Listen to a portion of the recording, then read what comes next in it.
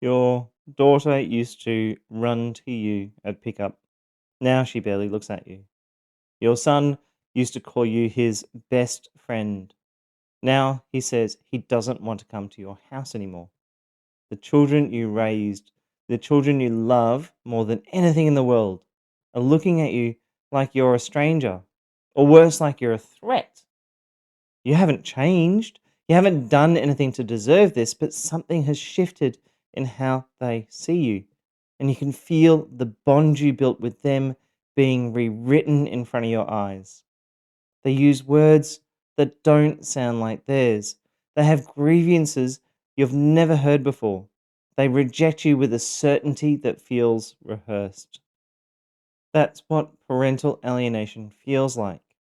And if you are watching your relationship with your children be destroyed by someone who claims to love them, then this episode might be a bit painful for you, but it might also help you understand the mechanisms at play here. In today's episode of the Blueprint of Family Violence Against Men, we're going to break down what parental alienation is and why it's increasingly recognized as a form of family violence. We'll look at why children reject the parent they love, not because they want to, but because the cost of not rejecting has become too high. Then we'll walk through 4 specific ways parental alienation operates, from gatekeeping to narrative corruption to loyalty conflict creation and identity severance. And finally, we'll talk about how you hold on when your children have been turned against you. This is Stand Again, a lived experience platform for male victims of family violence.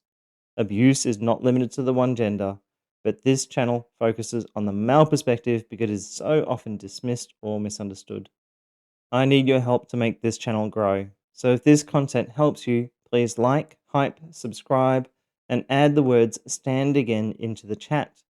Those 2 words might just help a victim of family violence find their words. And it also tells the YouTube algorithm gods that this topic is important. Let's get into it. Parental alienation is the systematic destruction of a child's relationship with a parent through psychological manipulation. The alienating parent influences the child to reject, fear, or harbor hostility towards the other parent without legitimate justification.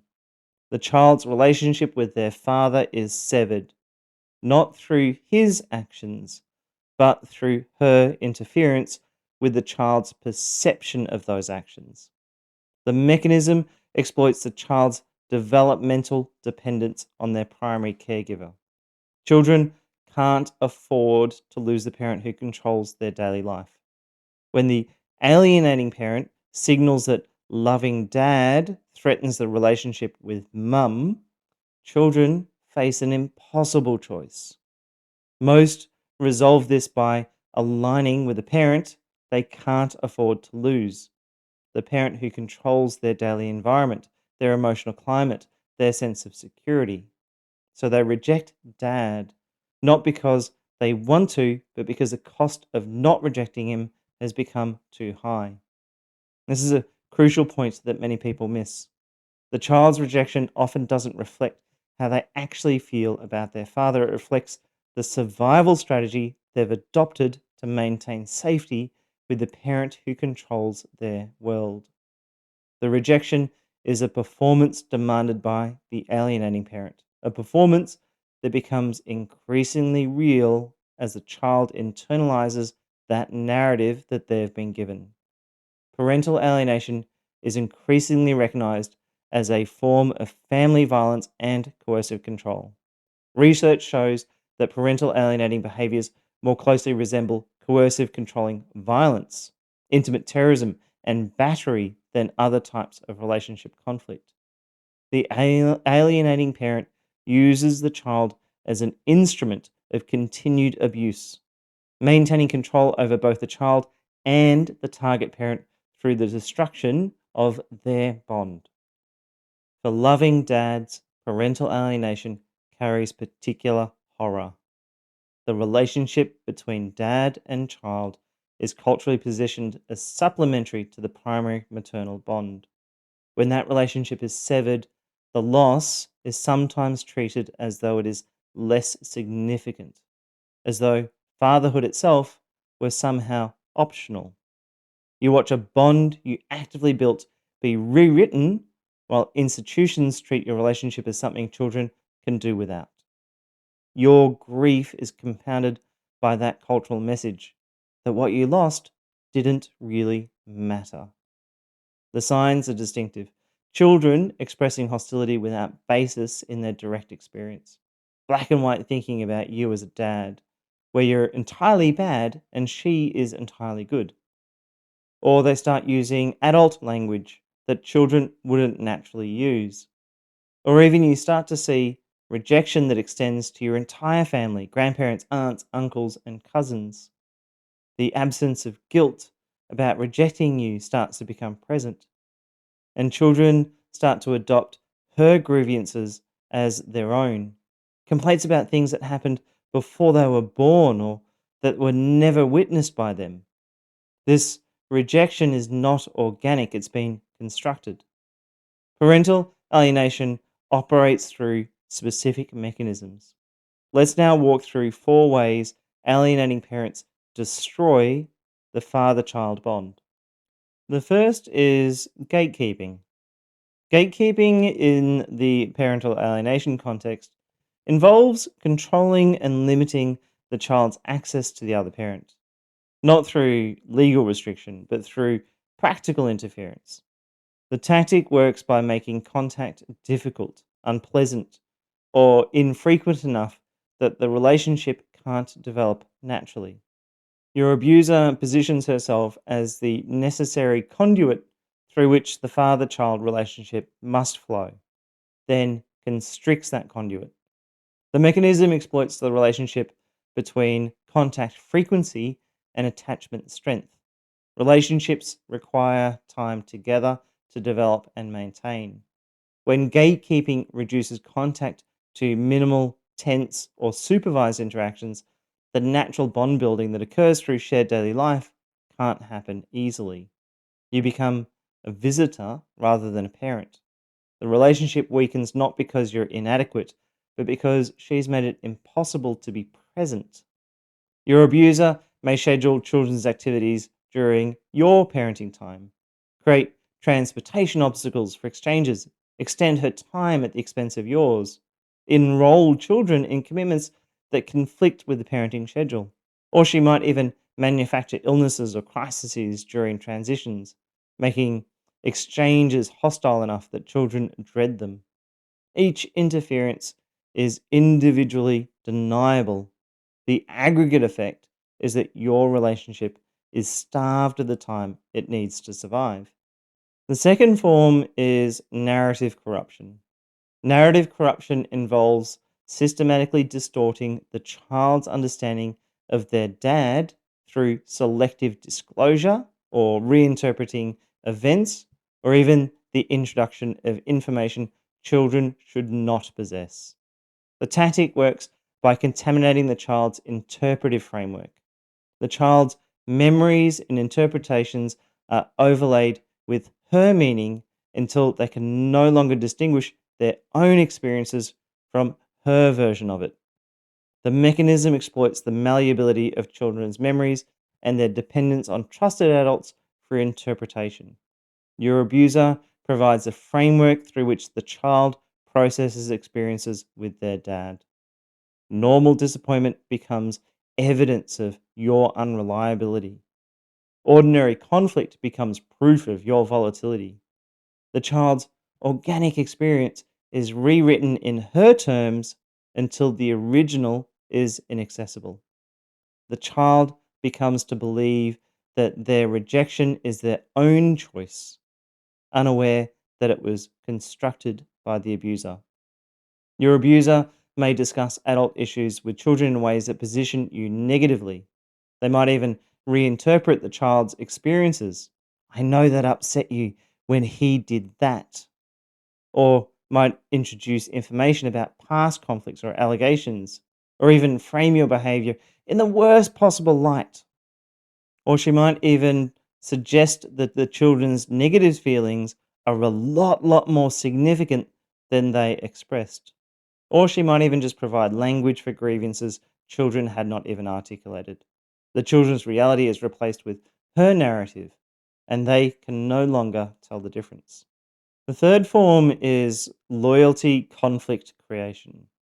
Loyalty conflict creation places children in positions where connection with their father is positioned as though it is a betrayal to their mother. The tactic works by making love itself dangerous.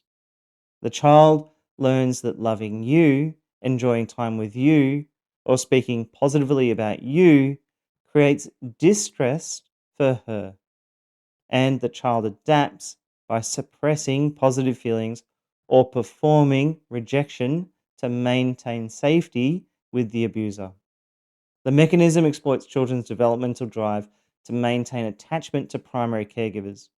When the alienating parent signals that the child's relationship with the father threatens their primary attachment, the child faces an impossible choice.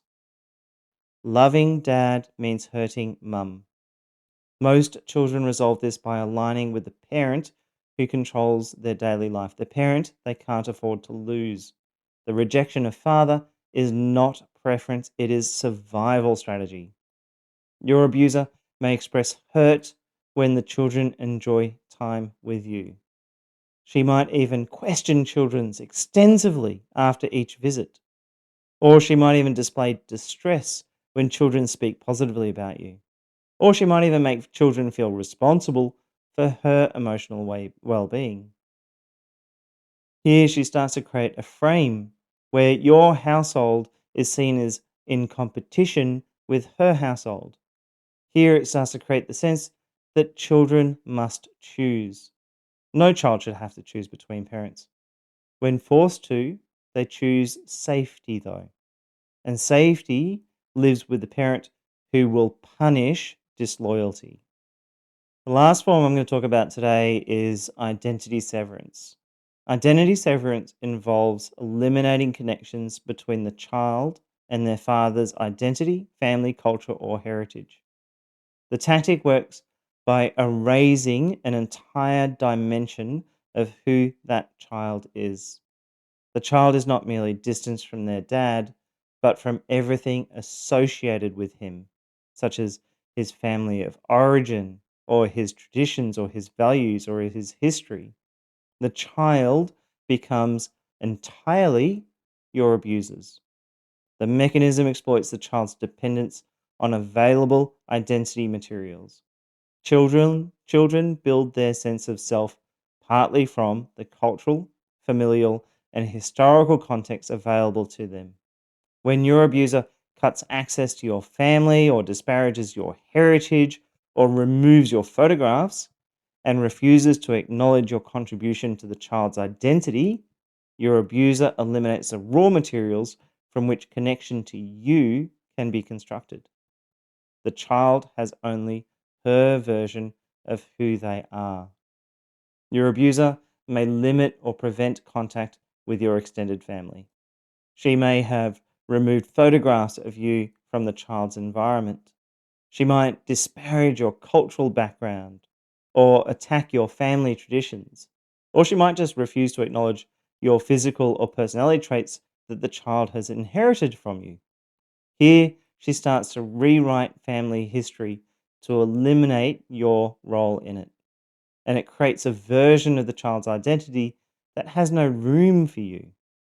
Here, the child loses not just a father, but an entire half of who they are and their identity.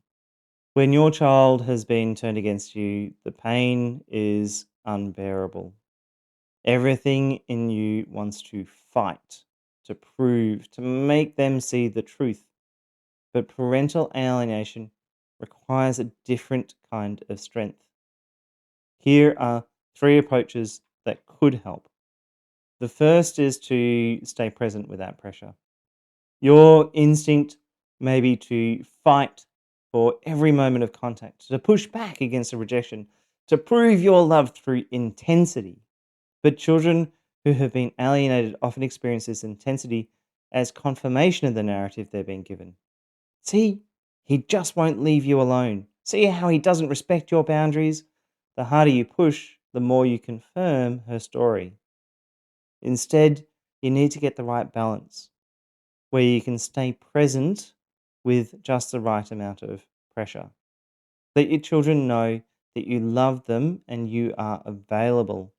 Keep showing up, even when they are cold. Send cards, messages, not demanding responses, but demonstrating consistent care. The goal is to remain a steady presence so that when they are ready, when they're older, when they begin to question the narratives that have been instilled into them, you're still there. The door stayed open, even when they weren't walking through it. The second is to document everything. Keep records of your attempts to make contact, texts that go unanswered, calls that were blocked, events you weren't informed about, schedule changes that cut into your time, statements children make that reflect adult language or her grievances. Here, you're building a record of the pattern, not to use against your children, but to demonstrate what's happening if and when court or professionals need to understand the dynamic. Documentation also serves another purpose. It helps you hold on to reality. When everyone around you, including your own children, is telling you that you're the problem, your records remind you of what's actually happening. They're a lifeline to the truth when the truth is being actively rewritten. The third is to find professionals who understand parental alienation. Not all therapists, lawyers, or family consultants recognize parental alienation as a real phenomenon. Some will tell you that children's rejection must be based on something that you did. Some will tell you to respect their wishes and step back. These professionals, however well intentioned, are giving advice that serves the alienating parent's goals. You need professionals who understand that children can be psychologically manipulated to reject a loving dad. Therapists and coaches who specialize in high conflict custody and alienation dynamics. Lawyers who know how to present alienation evidence to court. And family consultants who can identify the signs and testify to what they mean. This is a specialized area, and generic family advice often makes things worse. Parental alienation is one of the cruelest forms of family violence. It does not leave bruises, it does not show up in an emergency department, but it destroys something irreplaceable: the bond between a dad and their child. And it uses the child as a weapon, forcing your child to participate in the destruction of a relationship that they need. If you're going through this, I want you to understand something. Your children's rejection doesn't reflect the truth of who you are. It reflects the impossible position they've been placed in. They're not choosing to hurt you, they're surviving in an environment that has made loving you dangerous. Somewhere inside them, the bond you built still exists. It's been buried, not destroyed. Many alienated children eventually reconnect with their target parent. It may take years. It may take until they're adults, out of her control, able to form their own judgment. But the door you keep open, the love you keep offering, the presence you keep maintaining, these create the pathway back. Your job right now is not to win. Your job is to still be there when they're ready to find you. This is Stand Again, lived experience platform for male survivors of family violence. Please like, comment, and subscribe. Your voice might just help another man find his. If you're looking for one on one support, you can book coaching with a member of the Stand Again team. Simply visit standagain.com.au, where you will also find grounded information on surviving and recovering from family violence as a man. As always, remember that no matter how many times you've been knocked down, you can stand again.